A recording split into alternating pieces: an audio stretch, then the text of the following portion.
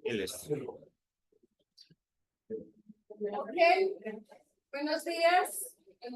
Hoy vamos a hablar de vitreoretinopatía proliferativa o VRP, ¿sí? Entonces, comienzo con un caso clínico. Es un paciente de 54 años de edad.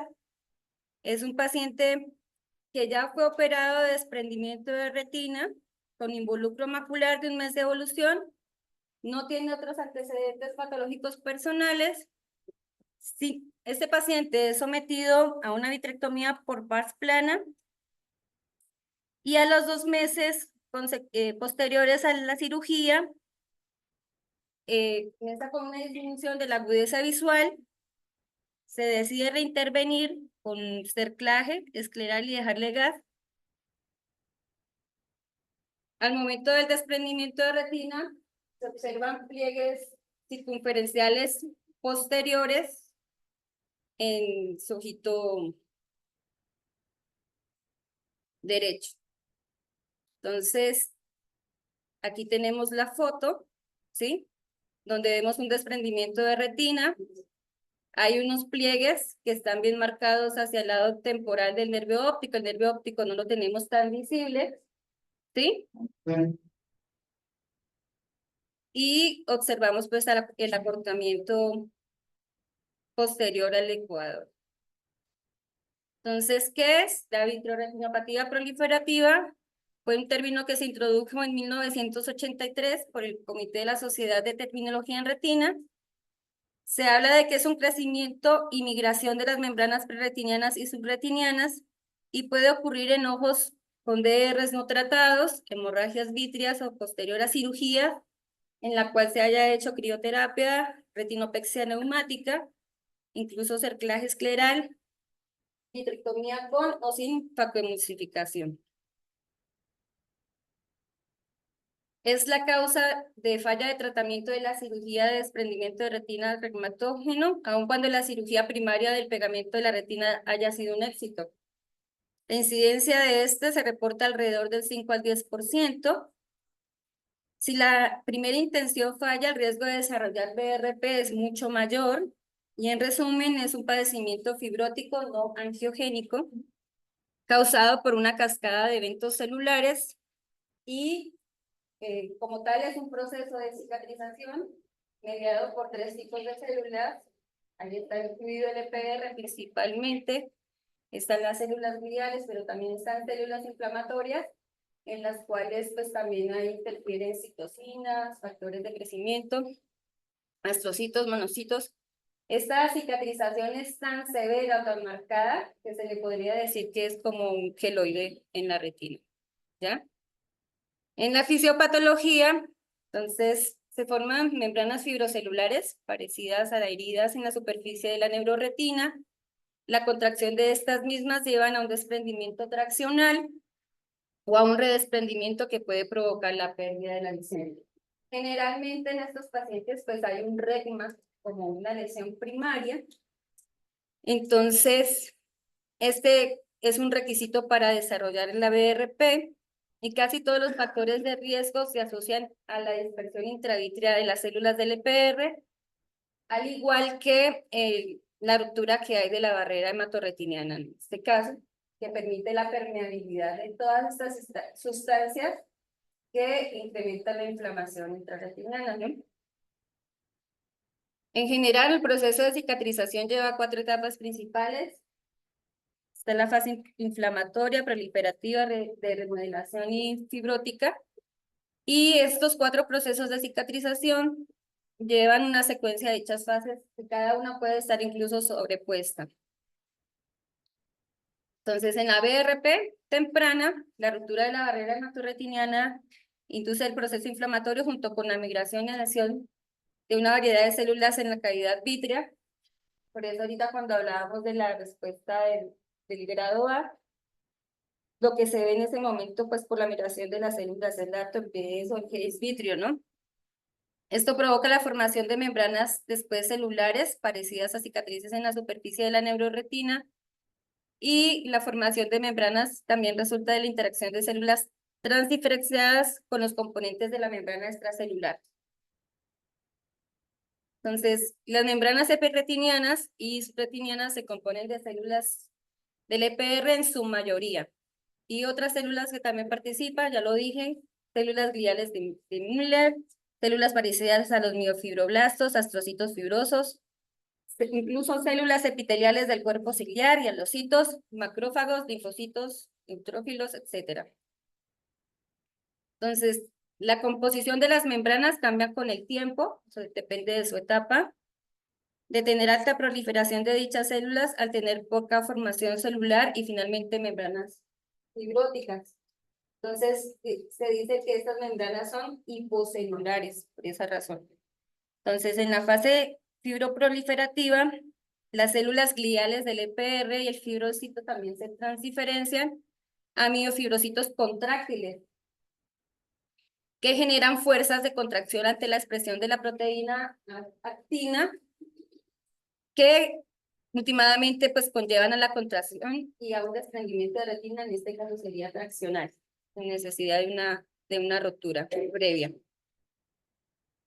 Entonces, el rol de las células del epitelio pigmentario, que es el protagonista de esta enfermedad, ¿no? Son el tipo de células mayormente involucradas en el desarrollo de la ABRP.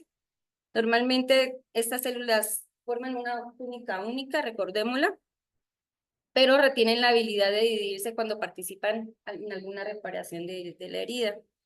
Entonces, estas células proliferan rápidamente tras estímulos como la fotocoagulación y la crioterapia, que es uno de los factores de riesgo. Y en las heridas pequeñas del tipo de la fotocoagulación, las células del EPR también proliferan rápidamente para restablecer, digamos, esa estructura como una monocapa. Sin embargo, en estímulos grandes, las células del EPR se desprenden y pueden ser encontradas en el gel vitrio. Y en este nuevo ambiente se diferencian y exhiben y pues se transforman hacen una pseudometoaplasia en células fusiformes parecidos a los fibroblastos. Esto dentro. Entonces, también debemos saber que las células del EPR en esta nueva forma permiten su alta actividad migratoria y este proceso se ha referido como una transición del epitelio como mesénquima, en donde pierden sus fenotipos epiteliales y asumen un fenotipo mesenquimal.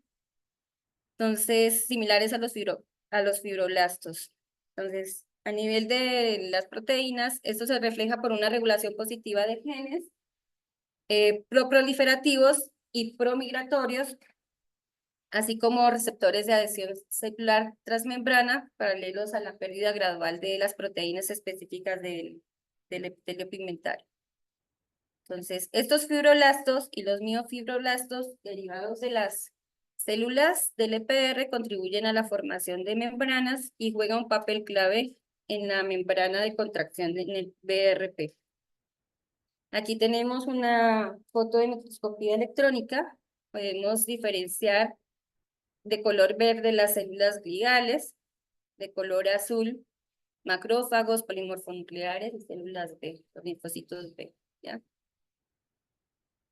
Entonces, en resumen, pues se da como esta triada que comienza con inflamación, proliferación y fibrosis, ¿sí? Primero, pues debemos tener la rotura, como hablé al principio. Al haber una afectación de la barrera hematorretiniana, comienza a haber una fuga o una migración de células y factores de crecimiento que dan lugar a la diferenciación y a la metaplasia de las células de la glía, incluso del EPR, las cuales migran, proliferan y se contraen. Hay adhesión entre ellas y hay una remodelación de la matriz extracelular, la cual provoca membranas fibrosas, las cuales se contraen y conllevan finalmente al desprendimiento de retina. Factores de riesgo. Entonces, la presentación típica es alrededor de 4 a 12 semanas posterior a la reparación del desprendimiento de retina. La afaquia, las rupturas grandes de retina, incluso los DR mayores a 2 cuadrantes. también son factores de riesgo importantes. Las hemorragias vítreas, las cirugías previas en el ojo, así como los traumas del segmento posterior, incrementan el riesgo de formación de BRP. Anteriormente se hablaba de que el tratamiento de las hemorragias vítreas pues se le diera pues una esperita de 3 meses, pero eso incrementa mucho más el riesgo de que se puedan haber una migración de las células del EPR y puedan formarse membranas que terminen desprendiendo la retina. Entonces, pues ya nos esperan los 3 meses como tal, ¿no? Cuando es una hemorragia vítrea grado 3 o grado. Y la hemorragia coroidea y el desprendimiento de retina son los factores de riesgo número 1 para el BRP. Entonces, estas son fotos en donde un paciente que tuvo un desprendimiento coroideo preoperatorio fue llevado a vitrectomía, se dejó con aceite de silicón, sin embargo, donde ven las flechas blanquitas, la retina está pegada, pero hay un menisco en el cual, o sea, la cantidad de silicón que se dejó en la cavidad no fue la suficiente, ¿sí? 2 meses después, entonces empiezan a aparecer bajo el silicón estos pliegues estelares. Ay, no, madre. Estos pliegues estelares que vemos en la arcada temporal inferior, ¿sí? Paciente que es llevado de nuevo a cirugía, se le realiza su vitrectomía, incluso se hace en la parte inferior de la foto que está debajo de la segunda a la derecha, se le hace una retinectomía de 150 grados y pues al final de hacer la retinectomía, siempre pues se hace la adhesión retinal con láser, ¿no? Entonces ahí se hizo la fotocoagulación. Sin embargo, este paciente estuvo bien, le dejaron silicón, después decidieron retirarle el silicón y volvió a tener un desprendimiento coroideo, ¿sí? Y ya en su tercera intervención, pues este paciente ya tenía unos pliegues mucho más marcados, le hicieron una retinectomía de 360 grados, la ampliaron, porque ya tenía 180 grados, y al final el paciente, o sea, fue tanta la proliferación del epitelio pigmentario de las células de la glía, que a pesar del tratamiento quirúrgico, este paciente pues no pudo tener un resultado visual satisfactorio. Aquí lo que trató de hacer el retirólogo fue, digamos, hacerlo de manera taxidémica, tener, digamos, como una conservación de la anatomía, aunque no lo pudo hacer de la manera adecuada, simplemente pues deja libre el área macular y las demás membranas no las toca. Entonces, factores de riesgo, tenemos preoperatorios, intraoperatorios y posoperatorios. Entonces, preoperatorios, tenemos cirugía reciente de desprendimiento de retina, la inflamación intraocular prolongada, la hipotensión ocular, las roturas de más de un meridiano o múltiples roturas, desgarros gigantes, ya lo habíamos dicho, o uno con más de 2 cuadrantes comprometidos, DR crónico, la hemorragia vítrea, la retinitis infecciosa previa, ahí se habla incluso de la necrosis retinal aguda, la faquia, traumatismo ocular, sobre todo en traumas penetrantes, y la BRP inicial. Dentro de los factores de riesgo intraoperatorios, cuando se tratan de desplegar estas hemorragias, pues estas membranas, como tienen también alrededor vasos sanguíneos, estos son muy friables. Entonces hay hemorragia vítrea o retiniana, a veces hay incapacidad para sellar por completo el desgarro retiniano, puede ocurrir desprendimientos coroideos, liberación de pigmento durante el endodrenaje, la crioterapia y el endoláser excesivos, múltiples retinotomías, el trauma retiniano inadvertido durante el exodrenaje. Eso tiene que ver con los intercambios de perfluoro aire o de agua-aire para después dejar el tamponamiento, que puede ser gas, aceite de silicón. Y entre los posoperatorios tenemos la inflamación prolongada de uveitis, hemorragia intraocular después de la cirugía, que sí se presenta acá, no mucho, pero sí los he visto. Desprendimiento coroideo posoperatorio y pues paciente que ha sido sometido a más de 2 o 3 cirugías. Entonces, entre más procedimientos quirúrgicos, mayor probabilidad de desarrollar una PRP y es más agresiva. Salud. ¿Sí? Entonces, el diagnóstico. Los signos tempranos incluyen la dispersión celular en el vidrio y en la superficie de la retina, así como membranas fibrovasculares localizadas que se aprecian como arrugas y pliegues retinales. Entonces, aquí vemos en la foto a la derecha que no tenemos como una nitidez completa de toda la superficie de la retina y sí alcanzamos a apreciar cierta tortuosidad de los vasos y los pliegues. En esta siguiente, la proliferación celular en el borde de la rotura de la retina puede llevar a la contracción local y a la formación de un pliegue posterior en el borde, muy característico de la etapa temprana de la formación de ERP. Entonces, cuando revisamos a nuestro paciente con el HR para encontrar la rotura, ¿sí? Entonces, si observamos que en el borde posterior está plegado, doblado, arrugado, ya eso nos debe dar, digamos, el bombillito o la lucecita de que está comenzando con una BRP inicial. Y pues esto nos dirá más adelante cuál sería, digamos, el pronóstico de este paciente, si se demora en operarse o si lo hace de manera precoz. Entonces, aquí vemos la rotura, vemos los pliegues que están en el borde posterior y pues no vemos una superficie lisa de nuestra retina, está desprendida. Entonces, la otra es la contracción de los pliegues en forma de estrella. Pueden resultar en pliegues radiales de la retina que provocan tracción anterior en la periferia de la retina, ¿sí? Esto lo vemos mucho en los diabéticos. No sé si cuando han visto los fondos de los pacientes que están súper mal controlados metabólicamente y encontramos el DRT, esas membranas fibrosas así que están hablando. Entonces, es un grado de retinopatía proliferativa que podemos encontrar asociados a esos pacientes. Entonces, el diagnóstico de la BRP establecida se realiza mediante la oftalmoscopia indirecta, con HR, o usando lente de contacto.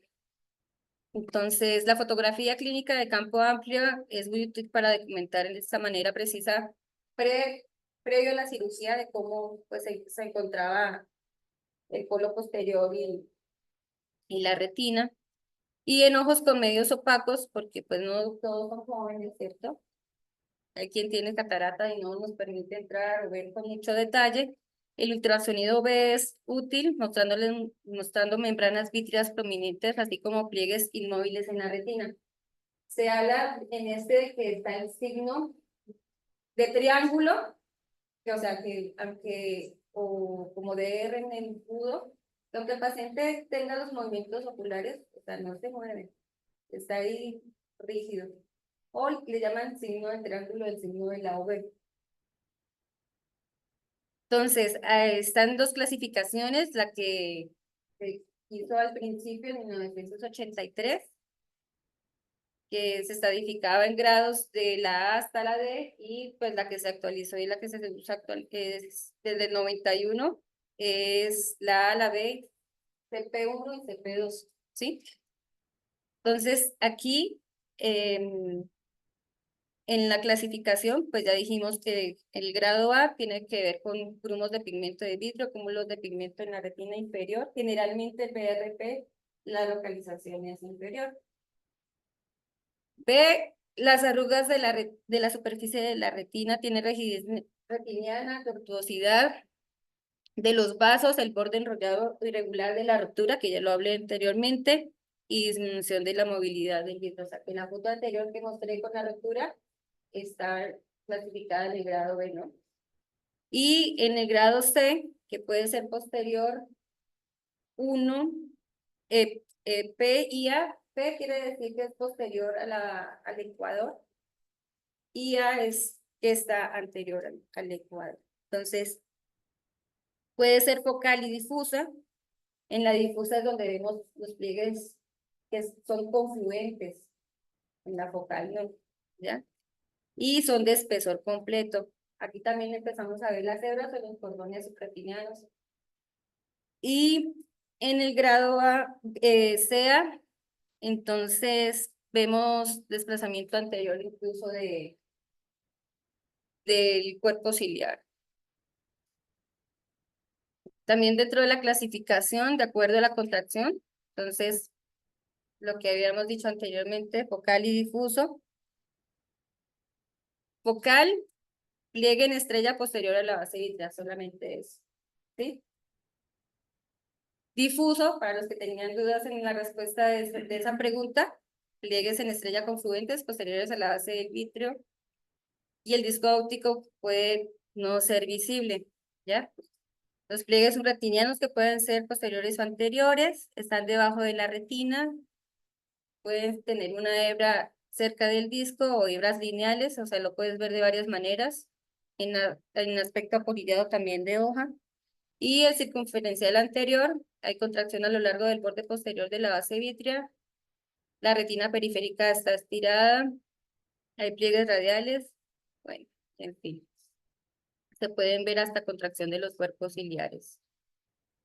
Entonces, aquí en estas fotitos, en el grado, en la foto número A, el número A, en la A vemos la rotura y vemos los pliegues. ¿Cómo dirían ustedes que sería según la clasificación?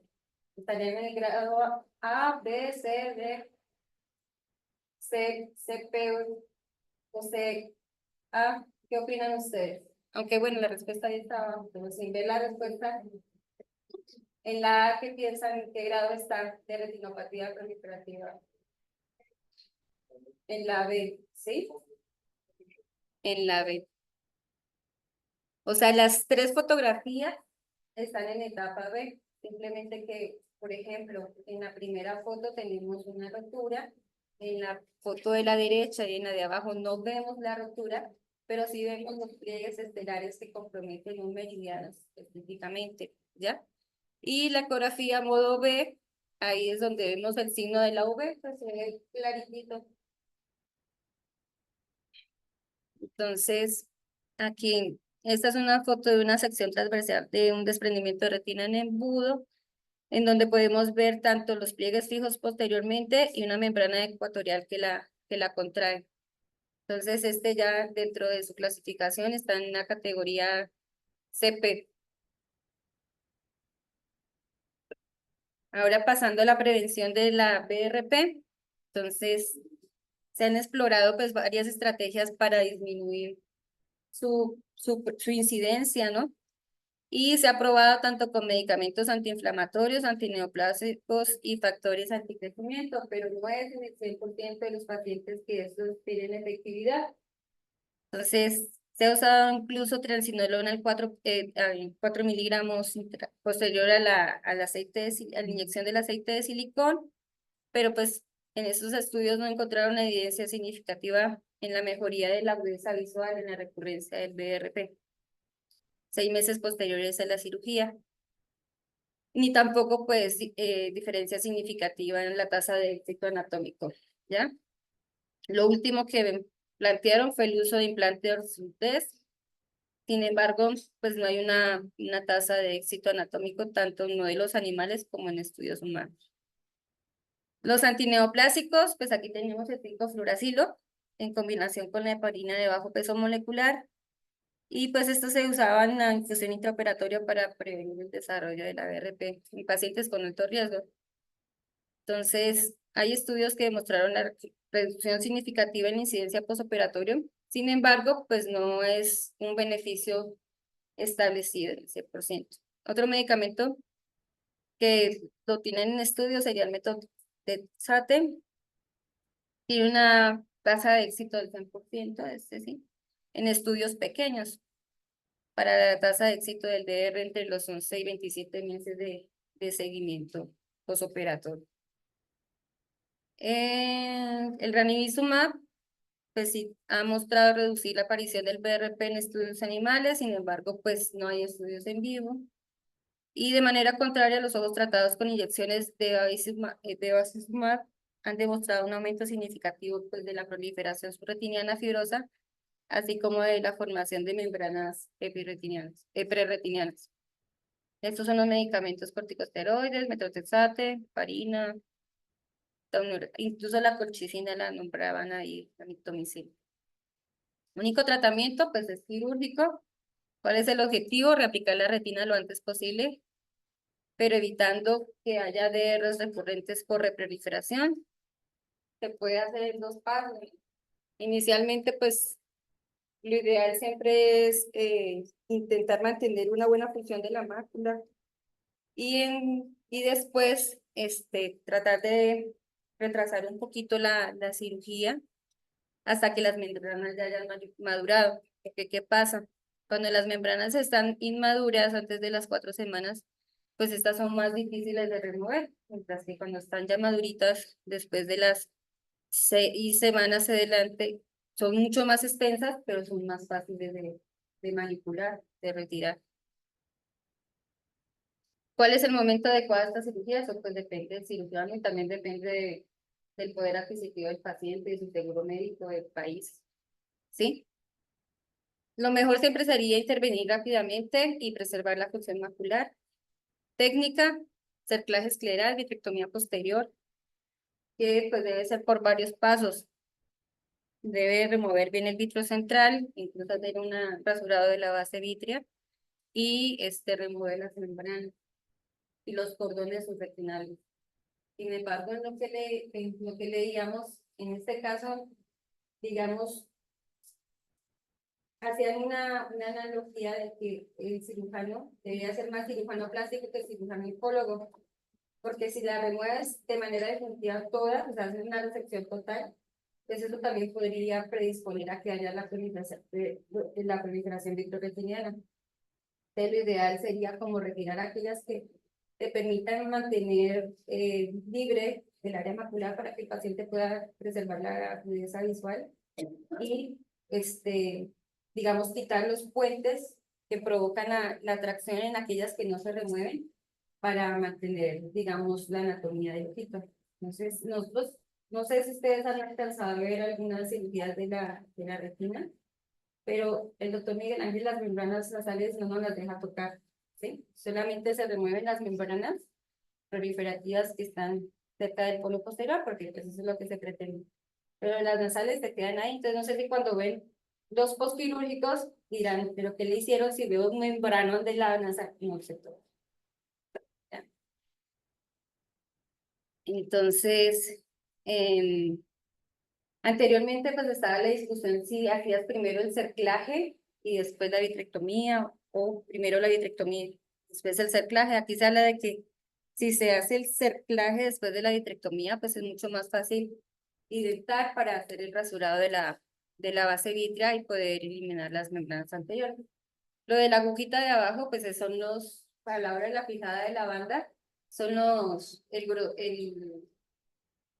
el grosor de la esclera por donde pasa la sutura, ¿sí? No es de espesor total, sino los 2/3 de profundidad.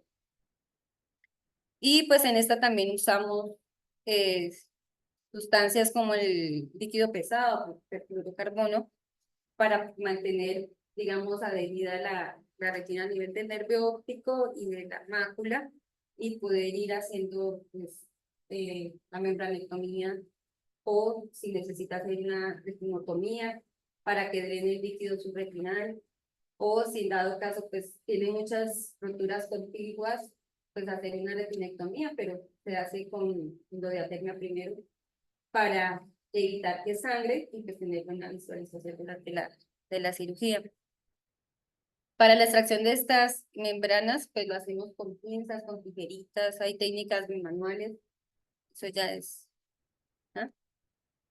Y pues esta foto del lado derecho, digamos, se hizo una retinotomía. Después de eso, pues se aplican endoláser para generar una adhesión retinal y pues en un futuro no vaya a filtrar otra vez líquido subretinal. Entonces ahí siempre se dan de 4 a 5 hileras de láser. Ya hablé del perfluoroclarbono. Por ejemplo, ya era un paciente que era posoperado, fue por segunda vez a cirugía. Y pues se ven ahí una atrofia del epitelio pigmentario más con la FAC. Eliminación de los cordones subretinados. es bastante difícil, no es tan fácil. Se hace primero un agujerito chiquito y como que se tira, pero pues con eso puede empezar a sangrar la retina y hacerse un desmadre, como dicen. Entonces se empieza a sangrar, al subir la altura de la batería, escuchan al máster que dicen altura en 60, en 50, adrenalina, y pues cuando ya después de hacerle todo, no para el sangrado, hasta pide líquido pesado y llena pues toda la cavidad hasta que hay hemostasia y poder continuar. Y dentro de los tamponamientos, pues al final se puede, depende de la cantidad de roturas y eso, se puede dejar gas o se puede dejar silicón, ¿sí? Entonces, pues la idea es que se use un gas que no se disipe tan rápido, ¿sí? El T3 sobre todo, pero ahí pues influye también mucho la posición, de acuerdo a la edad del paciente. Si lo dejas con gas, tienes que dejarlo boca abajo unos días. Si lo dejas con silicón, debes dejarlo sentado. Eso también hay que valorarlo en el pre. Y la idea es que, o sea, pues estos pacientes no queden con silicón de por vida, ¿sí? Sino si hay una estabilidad de la retina, hacer el retiro del silicón y vigilarlo en el tiempo. Sin embargo, pues se han presentado casos en donde pues está el grado de la BRP en CPA, que se supone que está estable, que lleva un año, no sé cuánto tiempo de tener el silicón como tamponamiento, y en el retiro puede volver a desprenderse la retina. Entonces es un poco complicado, pero pues se hace de todo para preservar lo poquito que queda de visión o la anatomía de retina. Porque arreglar anatómicamente, quitar todas estas membranas, no es directamente proporcional a la mejoría de la belleza visual de estos pacientes. Y eso es todo.